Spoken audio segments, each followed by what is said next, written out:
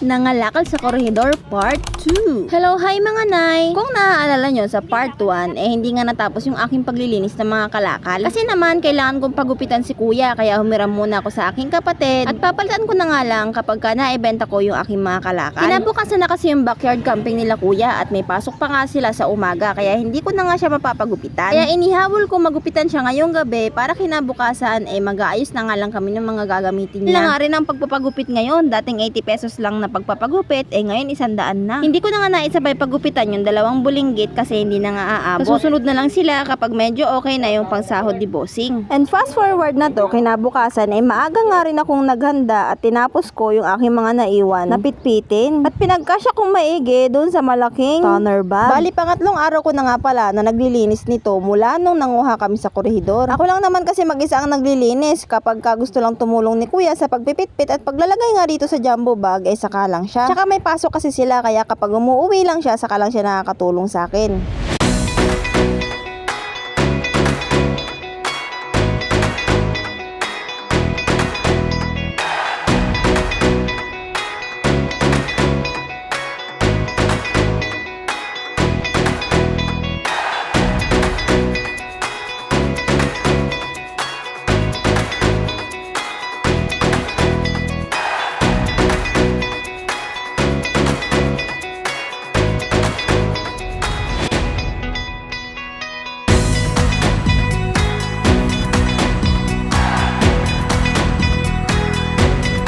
Pagkatapos ko ang nailagay at naisiksik na maayos sa toner bag, nagpunta nga akong junk shop para ipasundo sana ito sa kanilang kolong-kolong. Yun nga lang inabot na ako ng 1:00 ng hapon para magantay sa kanilang kolong-kolong, pero wala pa rin. Kaya naman, nanghiram na nga ako ng motor sa pinsan ko, tapos pinadrive ko nga yung pamangkin ko. Naka 594 din ako in total. Tapos binigyan ko ng 50 pesos yung pamangkin ko para nga sa pagdadrive niya. Hindi naman na kasi tinanggap ni Kasin yung binibigay ko nga ang panggasolina sana, kaya sa kanya ko na nga lang binigay. Pagkatapos namili nga lang ako ng bigas ni kuya na gagamitin nila para sa pagkain nila in 2 days. Tapos binilhan ko siya ng cup noodles, kape at saka mga dilata para yun na yung ulam niya at hindi na nga siya magluluto ng kung ano-ano pa. Eto, hinatid ko na nga rin siya sa kanilang room na tutulugan. Inantay ko na nga rin na mag-umpisa yung program nila hanggang sasabitan nga sila ng neckerchief tsaka ng kalabaw. Kasi wala naman akong kasamang ninong at ninang niya, kaya ako na lang din na magsasabit sa kanya nun.